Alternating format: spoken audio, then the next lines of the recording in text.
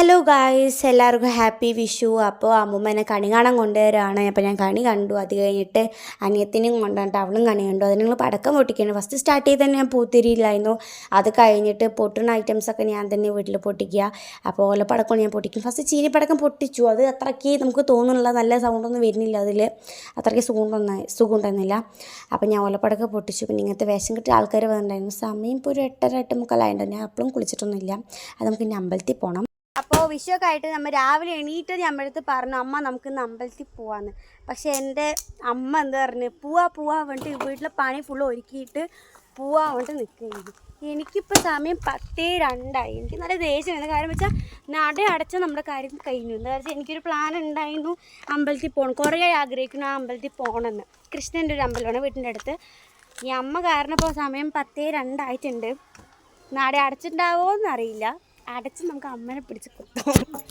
നമുക്ക് പോയി നോക്കാം. ഓക്കെ ഗൈസ്, അപ്പോൾ നമ്മൾ അമ്പലത്തിൽ എത്തിയിട്ടുണ്ട്. നമുക്ക് പോയി എന്താ അവസ്ഥ നോക്കിയിട്ട് വരാം. ഓക്കെ, എൻ്റെ അനിയത്തി വന്നിട്ടില്ല. അവൾ നേരത്തെ അവളുടെ ഫ്രണ്ടിനോട് അമ്പലത്തിൽ പോയി. അപ്പോൾ ഞാനും അമ്മയും കൂടി വരികയാണ്. നമുക്ക് നട അടച്ചിട്ട് നോക്കാം. ഗൈസ്, വീട്ടിൻ്റെ അടുത്തുള്ള ഒരു കൃഷ്ണൻ്റെ അമ്പലത്തിലാണ് ഞാൻ വന്നത്. ഭാഗ്യത്തിന് നടയൊന്നും അടച്ചിട്ടുണ്ടായിരുന്നില്ല. അപ്പം നമ്മൾ നന്നായിട്ട് തൊഴുതാൻ പറ്റി. കുറേ ആഗ്രഹിക്കുന്നു ആ അമ്പലത്തിൽ പോകണമെന്ന് എനിക്ക്. പിന്നെ ഞങ്ങൾ ചന്ദനൊക്കെ അമ്മയ്ക്ക് തൊട്ട് തരികയാണ്. അത് കഴിഞ്ഞിട്ട് അവിടെ നിന്ന് കിട്ടിയ പൂവ് ഞാൻ തലയിൽ വെക്കണം. നമുക്കൊരു സന്തോഷമാണ് അമ്പലത്തിൽ പോയി ഇങ്ങനെ പൂവും ആ ചന്ദനമൊക്കെ വെക്കുമ്പോൾ ഒരു സന്തോഷമല്ലേ, ഒരു സമാധാനമാണ് നമുക്കത് ചെയ്യുമ്പോൾ. അത് കഴിഞ്ഞിട്ട് അതിൻ്റെ താഴത്തൊരു കുളം ഉണ്ടായിരുന്നു. അവിടെ പോയി കല കഴുകി. ശരിക്കും അമ്പലത്തിൽ പോയി വന്നാൽ കല കഴുകാൻ പാടില്ലെന്ന് പറഞ്ഞിട്ട് കേട്ടിട്ടുണ്ട്. പക്ഷേ ഞാൻ കല കഴുകി.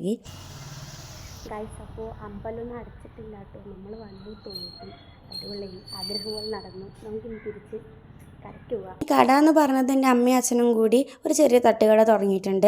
രാവിലെ ടിഫനും എണ്ണക്കടിയും ഉണ്ട്. പിന്നെ ഉച്ചയ്ക്ക് ക്ലോസ് ചെയ്യും. അത് കഴിഞ്ഞിട്ട് ഈവനിങ് പിന്നെയും സ്റ്റാർട്ട് ചെയ്യും, എണ്ണക്കടിയൊക്കെ സ്റ്റാർട്ട് ചെയ്യും.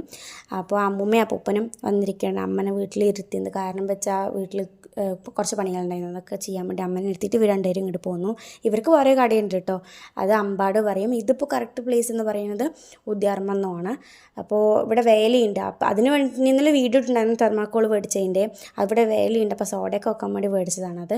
അപ്പോൾ നിങ്ങൾ അടുത്തിവിടെ ആരെങ്കിലും ഈ വീഡിയോ കാണുന്നുണ്ടെങ്കിൽ ഞങ്ങളുടെ കടയ്ക്ക് എന്തായാലും വരിക, ഒന്ന് ട്രൈ ചെയ്ത് നോക്കുക. അവിടുത്തെ എണ്ണക്കടി എല്ലാവരും. അമ്മ കസ്റ്റമർ വന്നപ്പോൾ ചായയൊക്കെ ഇട്ട് കൊടുക്കുകയാണ്. ഇത് കറക്റ്റ് പ്ലേസ് എന്ന് വരുന്നത് പല്ലഞ്ചാത്തന്നൂരിൻ്റെയും തിരുവത്തുപള്ളിൻ്റെ നടുവായിട്ടൊരു സ്റ്റോപ്പാണ് ഉദ്യാർമെന്ന് എന്ന് പറയും. നിങ്ങൾക്ക് എന്തായാലും തിരുവത്തുപള്ളി അറിയാമായിരിക്കാം. അപ്പോൾ അവിടെ വന്നിട്ട് അവിടെ അറിയാം ആ വഴി തന്നെയാണ്. അപ്പോൾ അടുത്തുള്ളവരൊന്ന് വരിക. അപ്പോഴത്തേക്ക് നിങ്ങൾ തിരിച്ച് വീട്ടിൽ പോയിക്കൊണ്ടിരിക്കണം. ഈ വീഡിയോ ഇത്ര അടുത്ത വീഡിയോ ആയിട്ട്. Okay, by.